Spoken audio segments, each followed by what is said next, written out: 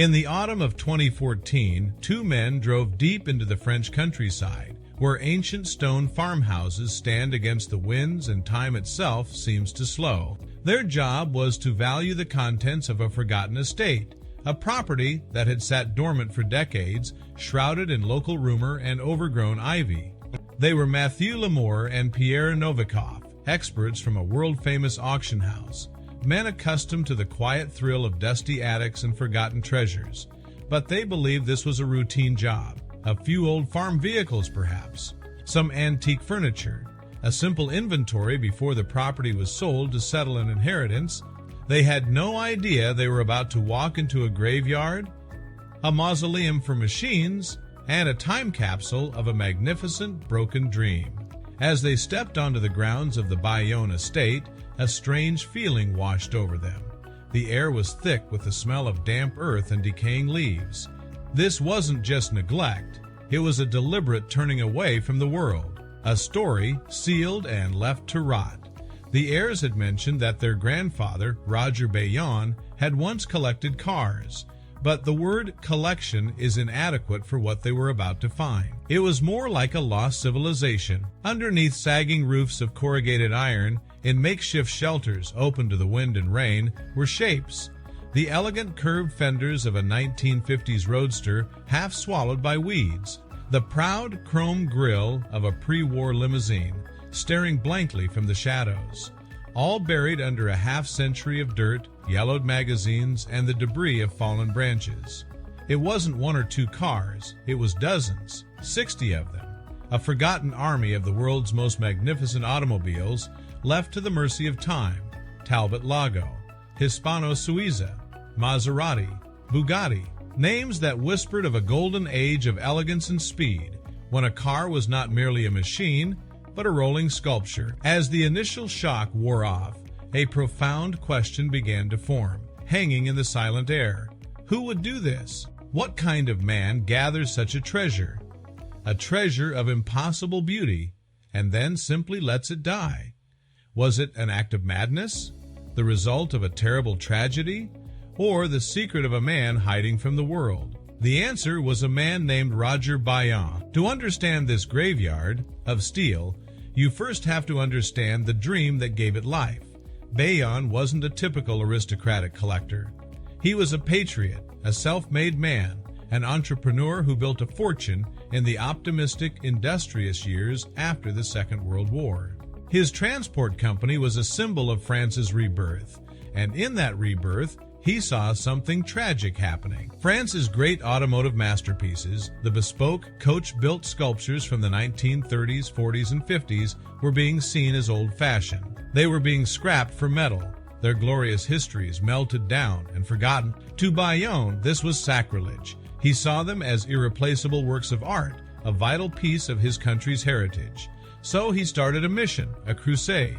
He began buying them, one by one. Not to hide them away in a private vault, but to save them for the nation. His dream was breathtakingly ambitious. He planned to build a grand museum right there on his estate, a palace of chrome and steel to showcase French automotive genius for the entire world to see.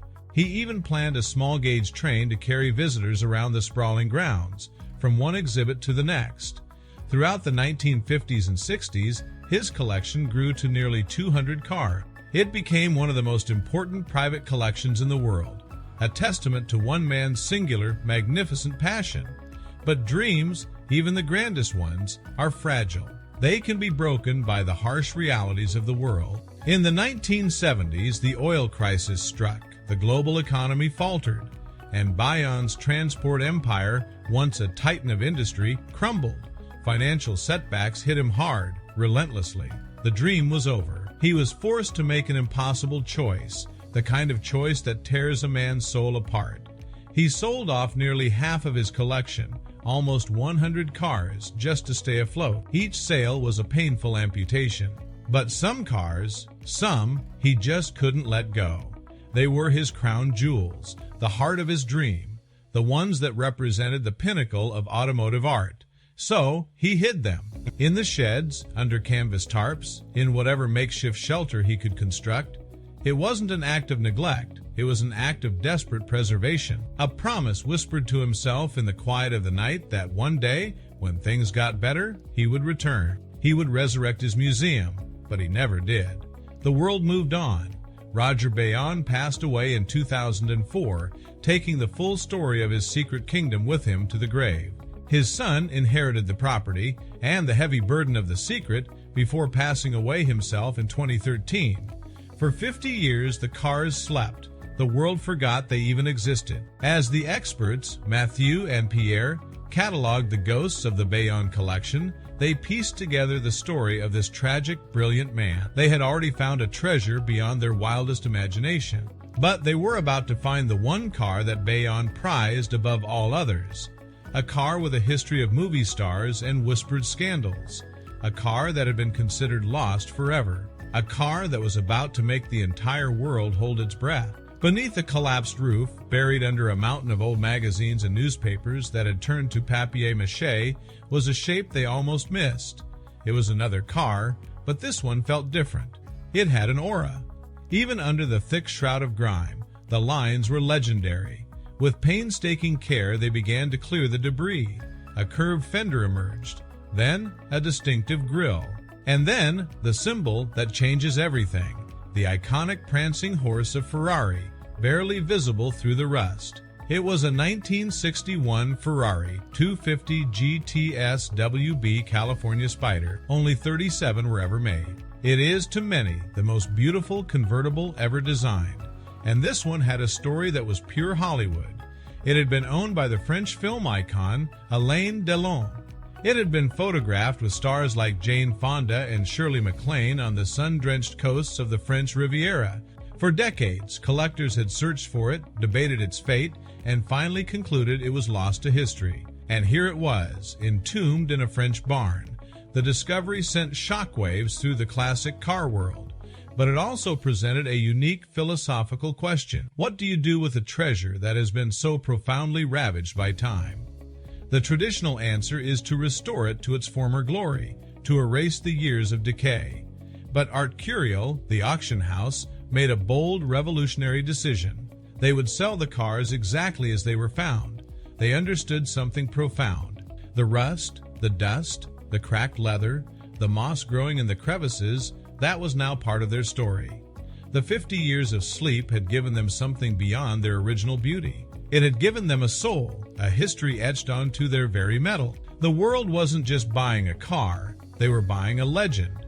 When the collection was put on display in Paris before the auction, it became a global phenomenon. Thousands lined up for hours, not to see polished perfection, but to witness these awakened sleeping beauties. Roger Baillon's dream of a museum had, in the strangest and most poignant way, finally come true. The auction itself was an event unlike any other. 3,500 people packed the room, an electric tension in the air, while bidders from every corner of the world waited on the phone. The prices were staggering from the very first car. Records were shattered, but everyone was waiting for one moment, the sale of the lost Ferrari. The room went silent as its image appeared on the screen. The bidding started in the millions and didn't stop. 5 million, 10 million, 15 million. It was a ferocious battle of wills between collectors who had dreamed of this car their entire lives. In just a few breathtaking minutes, the price soared past the world record. The lost Ferrari California Spider sold for 16.3 million euros, over 18 million US dollars, more than any car of its kind in history. In total, the 59 cars from Roger Baillon's forgotten collection fetched more than $28 million. A fortune raised from the dust and decay.